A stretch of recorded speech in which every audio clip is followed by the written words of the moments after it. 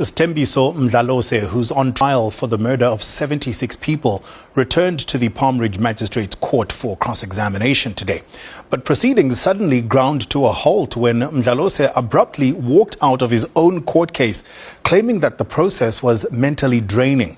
He initially admitted to torching the Usindiso building in downtown Joburg in August of 2023, but he's now changed his tune, telling the court he falsely confessed because he was tired of living on the streets. This is just a lie. What I said to you yesterday, last week, it was just a lie. Smanga Pengu Zulu boy and everything, that's just a lie. Now, impose a question based on what I said. The arrest. The illusion I created was because I wanted to be arrested, because I wanted the second, I wanted to escape.